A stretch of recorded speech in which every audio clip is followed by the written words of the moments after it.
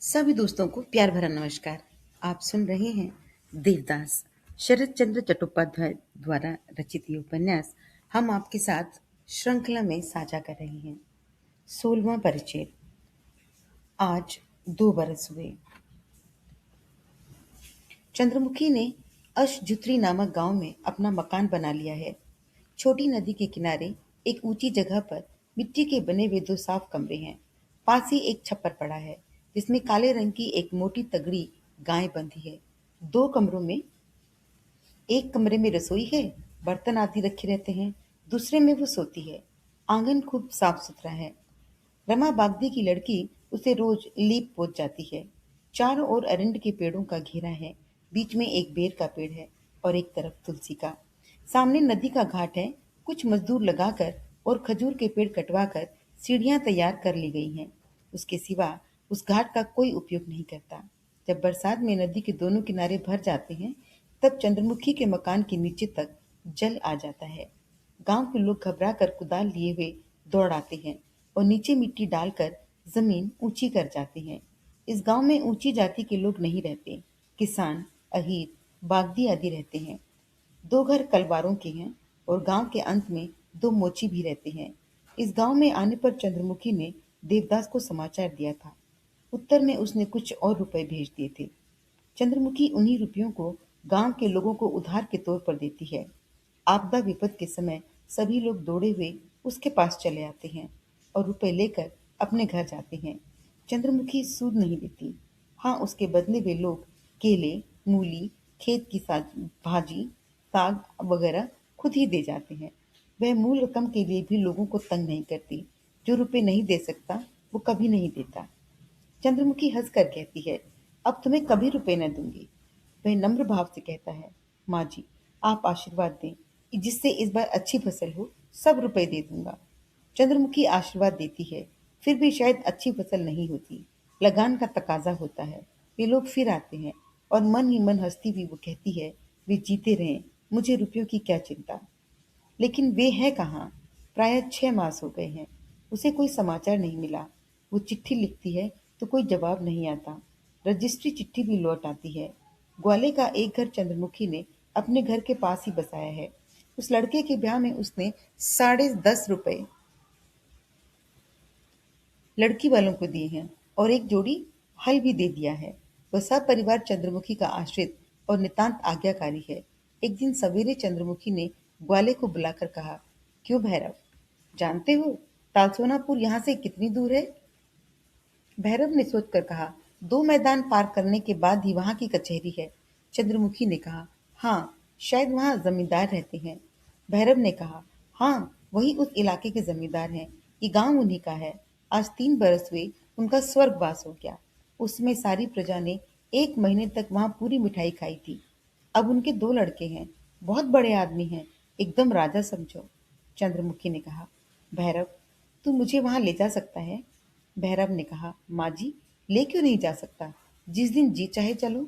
चंद्रमुखी ने उत्सुक होकर कहा, तो फिर चलो भैरव, हम लोग आज ही चलें। भैरव ने चकित होकर कहा, आज ही? इसके बाद चंद्रमुखी की ओर लक्ष्य करके कहा, अच्छा, तो फिर माँ जी, तुम जल्दी रसोई कर लो। मैं भी थोड़ा सा चबेना बांध लेता हूँ।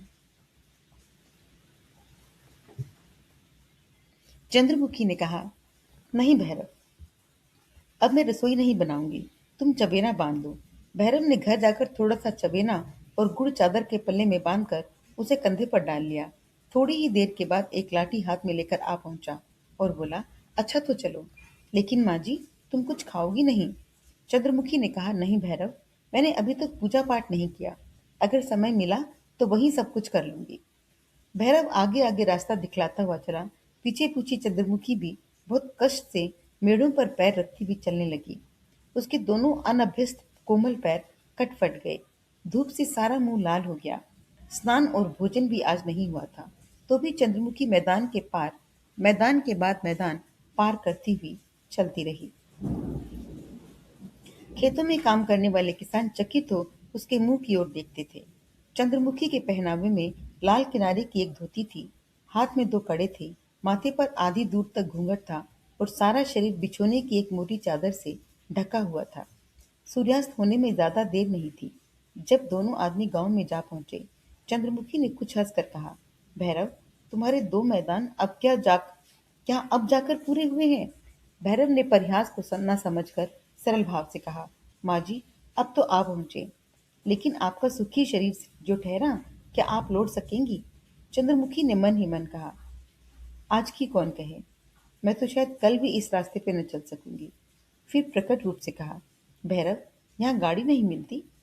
भैरव ने कहा, मिलती क्यों नहीं माँ जी, मैं एक बैलगाड़ी ठीक करूं। भैरव गाड़ी का बंदोबस्त करने के लिए दूसरी तरफ चला गया। गाड़ी ठीक करने की आज्ञा दे चंद्रमुखी ने जमींदार साहब के मकान में प्रवेश किया। मकान के अंदर ऊपर वाले बरामदे में बड़ी बहू, आजकल जमींदार गृहिणी, बैठी थी।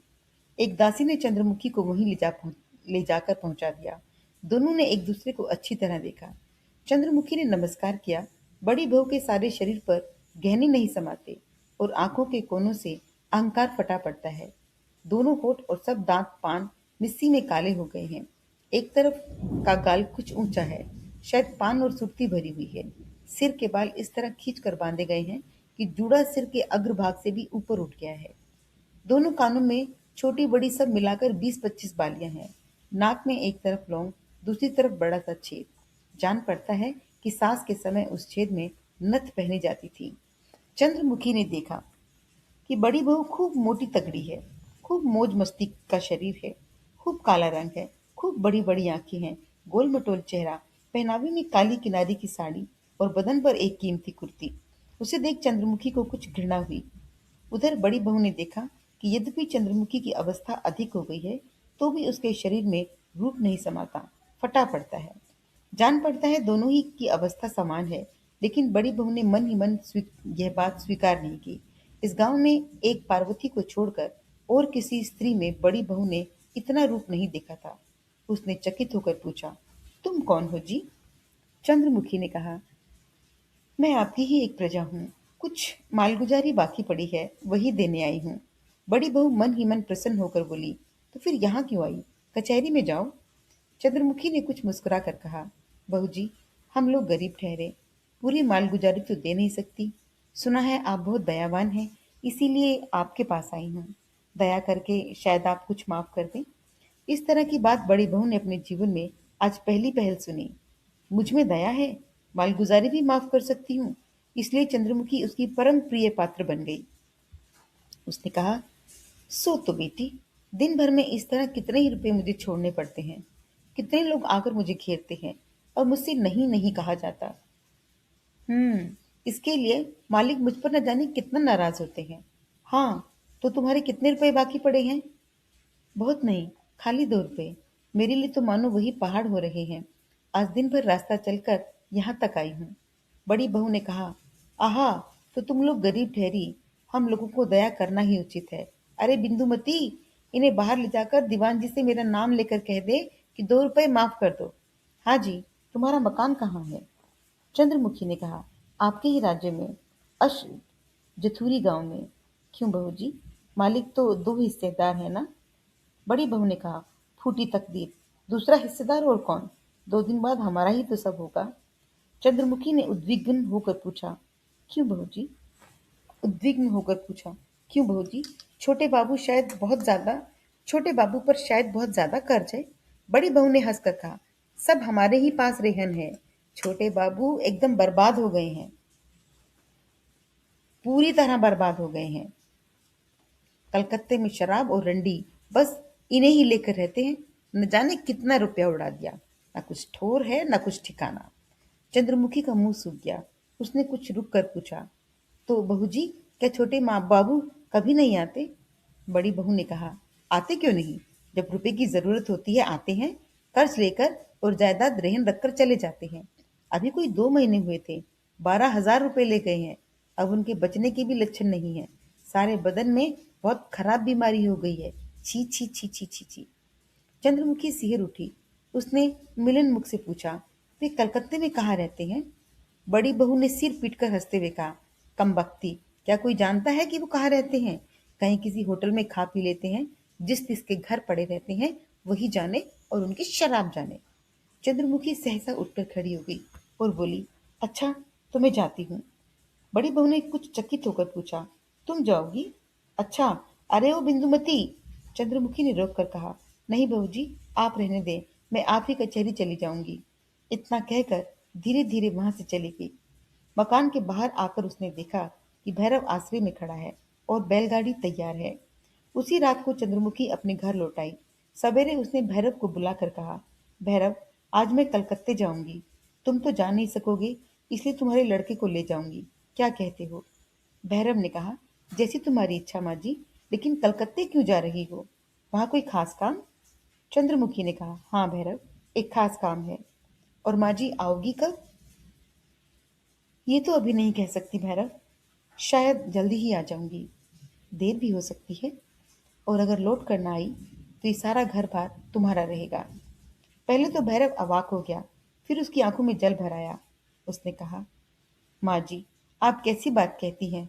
अगर आप लौट कर ना आवेंगी तो इस गांव के लोग जीते ना बचेंगे। चंद्रमुखी ने सजल नेत्रों से मुस्कुराते हुए कहा, ये क्या भैरव, मैं तो 2 ही 3 बरस से यहाँ आई हूँ। इसके पहले लोग जीते नहीं थे क्या? इस बात का कोई उत्तर मूर्ख भैरव न दे सका, लेकिन चंद्रमुखी ने मन ही मन सब कुछ समझ लिया। भैरव का लड़का केवल ही उसके साथ जाएगा। जब वह गाड़ी पर जरूरी सामान लाद कर सवार होने लगी, तो गांव भर की स्त्रियां और पुरुष उसे देखने आए। देखकर रोने लगे। खुद चंद्रमुखी की आंखों में भी जल नहीं समाता था। कलकत्ता क्या चीज है? अगर उसे देवदास के लिए न जाना होता, तो कलकत्ते की रानी का पद पाने के लिए भी वो कभी न जाती। कभी नहीं। कलकत्ते पहुंचकर दूसरे दिन क्षेत्रमणि के घर जा पहुंची। उसके पहले के मकान में अब कोई और रहने लगा। क्षेत्रमणि अवाक हो गई। अरे बहन, तुम इतने दिनों तक कहाँ थी? चंद्रमुखी ने असली बात छिपाकर कहा, मैं इलाहाबाद में थी। क्षेत्रमणि ने खूब अच्छी तरह और सारा शरीर ही निरख कर कहा, तुम्हारे गहने वगैरह क्या हुए बहन? चंद्रमुखी ने हंसते हुए संक्षेप में कहा, सब है। उसी दिन उसने बन्नी के साथ भेंट करके पूछा, क्यों दयाल, अब मेरे और कितने रुपए बाकी निकलते हैं? दयाल बड़ी आफत में फंसा। बोला, यही कोई 60-70 रुपए होंगे। आज नहीं तो 2 दिन बाद दे दूंगा। तुम्हें कुछ तुम्हें कुछ देना नहीं होगा, लेकिन मेरा एक काम कर दो। तुम्हें कुछ देना नहीं होगा, लेकिन मेरा एक काम कर दो। क्या काम? बस यही कि तुम्हें कुछ मेहनत करनी पड़ेगी। हम लोगों के मोहल्ले में एक मकान किराए पर मुझे ले देना होगा। समझे? दयाल ने हंसकर कहा, हाँ, समझ गया।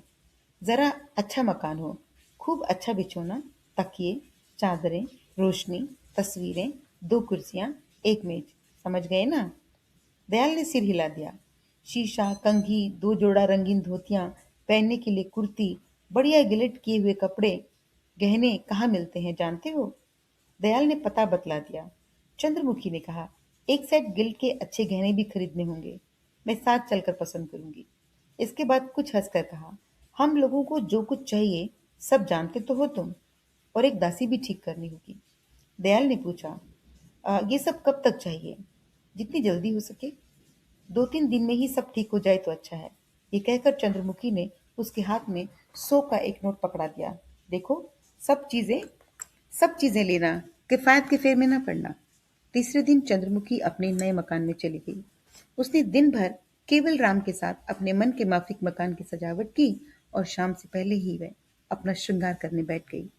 साबुन से मुंह धो पाउडर लगाया, अलता घोल पैरों में लगाया, पान खाकर होठ लाल किए। इसके बाद सारे शरीर में गहने पहनकर कुर्ती के डांट के रंगीन साड़ी पहनी। बहुत दिनों बाद केश विन्यास करके माथे पर बिंदी लगाई। फिर शीशे में अपने आप को देखकर मन ही मन हंसते हुए बोली, इस फूटी हुई तकदीर में अभी न जाने और क्या क्या बदा है। देहाती बालक केवल राम ने अचानक ये नया साज श्रृंगार और कपड़े लत्ते देखकर डरते हुए पूछा, दीदी, ये क्या? चंद्रमुखी ने हंसते हुए कहा, केवल, आज मेरे वार आएंगे। केवल राम चकित होकर देखता रह गया। संध्या के बाद क्षेत्रमणि उसके यहाँ मिलने आई। उसने पूछा, बहन, ये सब क्या है? चंद्रमुखी ने मुस्कुराते हुए कहा, फिर से ये सब चाहिए ना? क्षेत्रमणि कुछ देर देखते रहने के बाद, बहन की उम्र जितनी बढ़ रही है, रूप भी उतना ही बढ़ गया है। उसके चले जाने के बाद चंद्रमुखी बहुत दिनों बाद फिर पहले की तरह खिड़की के पास जा बैठी। वहां से एकटक सड़क की तरफ देखती रही। बस यही उसका काम था। इसी के लिए वो यहाँ या रहेगी, बराबर यही करती रहेगी। शायद कोई नया आदमी आना चाहता है, तो ऊपर आकर दरवाज़ा खटखटाता है। केवल राम मानो कंठाग्र किए हुए पाठ की तरह भीतर से कह देता है, यहाँ कोई नहीं। कभी कभी पुरानी जान पहचान वाला भी आ जाता है। चंद्रमुखी उसे बैठाकर हंस हंस कर बातें करती है और बातों ही बातों में देवदास के विषय में पूछती है। लेकिन वह कुछ बतला नहीं सकता। वह उसे यूं ही विदा कर देती है। जब अधिक रात बीत जाती है, तब खुद ही बाहर निकल पड़ती है। मोहल्ले मोहल्ले, दरवाजे दरवाजे घूमती, छिप छिप कर दरवाजे दरवाजे कान लगाकर बातचीत सुनना चाहती है। वो कहीं सुनाई नहीं देता। कभी कभी कोई मुंह ढककर अचानक उसके पास आ जाता है, स्पर्श के लिए हाथ बढ़ाता है। तब चंद्रमुखी घबरा कर पीछे हट जाती है। दोपहर को अपने पुराने परिचित सहेलियों के यहाँ घूमने चली जाती है। बातों ही बातों में प्रश्न करती है, कोई देवदास को जानती हो? वे लोग पूछती, कौन देवदास? चंद्रमुखी उत्सुक होकर परिचय देने लगती है। गोरा रंग, सिर पर घुंघराले बाल, माथे पर बाईं तरफ चोट का निशान। बहुत बड़े आदमी हैं, बहुत रुपए खर्च करते हैं। पहचानती हो? लेकिन कोई पता नहीं बतला सकता। हताशा और विषण्णता से चंद्रमुखी घर लौट आती है और बहुत रात तक जागती हुई सड़क की तरफ देखती रहती है। नींद आने पर नाराज होती है और मन ही मन कहती है, ये क्या मेरे सोने का समय है? धीरे धीरे 1 महीना बीत गया। केवल राम भी घबरा गया। अब सिंह चंद्रमुखी को भी संदेह होने लगा कि शायद देवदास यहाँ नहीं है। तो भी आशा लगाए देवताओं के चरणों में तन मन से प्रार्थना करती हुई दिन दिन बिताने लगी। उसे कलकत्ते आए 1.5 महीना हो गया। एक रात उसका भाग्य प्रसन्न हुआ। उस रात रात के 11 बजे थे। ये उसका भाग्य ही था कि उसने देखा सड़क के किनारे दरवाजे के सामने कोई आदमी मुंह ही मुंह में बड़बड़ा रहा है। चंद्रमुखी का कलेजा उछलने लगा। ये कंठ स्वर तो परिचित है।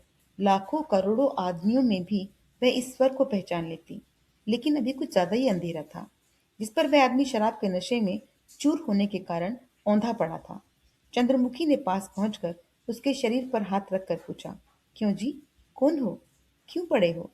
उस आदमी ने कुछ गाने के सुर में कहा, सुनो सखी, ये मन का मानस पाऊं अगर गिरधर का स्वामी। अब चंद्रमुखी को संदेह नहीं रह गया। उसने पुकारा, देवदास। देवदास ने उसी तरह कहा, यहाँ क्यों पड़े हो? घर चलोगे? नहीं, यहीं अच्छा है। थोड़ी शराब पियोगे? हाँ, पीऊंगा। इतना कहकर उसने जोर से चंद्रमुखी का गला पकड़ लिया और कहा, भाई, तुम मेरे ऐसे कौन से मित्र हो? चंद्रमुखी की आंखों में आंसू बहने लगे। इसके बाद देवदास ने बहुत परिश्रम से लड़खड़ाते हुए उसका गला पकड़कर किसी तरह उठकर और उसके मुंह की ओर देखकर कहा, वाह, ये तो बढ़िया चीज है देवदास। चंद्रमुखी के रोने में हंसी शामिल हो गई। उसने कहा, हाँ, बढ़िया चीज है। अब मेरे कंधे का सहारा लेकर आगे बढ़ो। एक गाड़ी की जरूरत तो होगी। हाँ, जरूरत क्यों नहीं होगी। रास्ते चलते चलते देवदास ने रुद्ध कंठ से कहा, सुंदरी, तुम मुझे पहचानती हो? चंद्रमुखी ने कहा, हाँ, पहचानती हूँ। देवदास ने गा कर कहा, और लोग तो भूल गए हैं। भाग्य यही है, मैं पहचानूं। इसके बाद वो गाड़ी पर सवार हो चंद्रमुखी के कंधे पर भार रखकर उसके घर पहुंचा। दरवाजे के पास खड़े होकर देवदास ने अपनी जेब में हाथ डालकर कहा, सुंदरी, तुम मुझे रास्ते से उठा तो लाई, पर मेरी जेब में कुछ भी नहीं है। चंद्रमुखी चुपचाप उसका हाथ खींचती हुई अंदर ले गई और उसे बिस्तर पर लिटा दिया। अच्छा, अब तुम सो जाओ। देवदास ने उसी प्रकार भारी गले से कहा, कोई मतलब है क्या? पर मैंने पहले ही कह दिया है, जेब खाली है, कुछ आशा नहीं। समझी सुंदरी? सुंदरी पहले ही समझ चुकी थी, बोली, अच्छा, कल दे देना। देवदास ने कहा, इतना विश्वास करना तो अच्छा नहीं। क्या चाहती हो, साफ साफ कहो। चंद्रमुखी ने कहा, कल कहूंगी। और वह पास वाले कमरे में चली गई। जिस समय देवदास की नींद खुली, उस समय दिन चढ़ाया था। कमरे में कोई न था।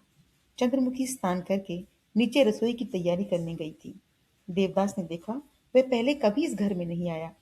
वहां की एक भी चीज न पहचान सका। पिछली रात की कोई बात उसे याद नहीं थी। बस किसी की सेवा का स्मरण हो आया। किसी ने बहुत ही स्नेहपूर्वक लाकर सुला दिया है। उसी समय चंद्रमुखी ने कमरे में प्रवेश किया। रात के साज श्रृंगार में उसने अब बहुत कुछ परिवर्तन कर लिया है। शरीर पर गहने जरूर हैं, लेकिन न तो रंगीन साड़ी, न माथे पर बिंदी, न मुंह में पान की लाली। एक बहुत ही मामूली धोती पहने वह उस कमरे में आई। देवदास उसके मुंह की ओर देखकर हंस पड़ा। कल कहाँ से डाका डालकर मुझे ले आई? चंद्रमुखी ने कहा, डाका नहीं डाला, रास्ते में पड़ा पाया, सिर्फ उठा लाई हूँ। देवदास ने सहसा गंभीर होकर कहा, अच्छा, खैर यह तो हुआ, लेकिन तुमने ये सब फिर क्या शुरू कर दिया?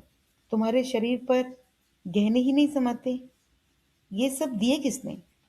चंद्रमुखी ने देवदास की ओर तीव्र दृष्टि से देखकर कहा, फिर? देवदास ने हंसकर कहा, नहीं नहीं, सो नहीं कहता, जरा मजाक करने में भी क्या हर्ज है। आई कब? चंद्रमुखी ने कहा, 1.5 महीना हुआ।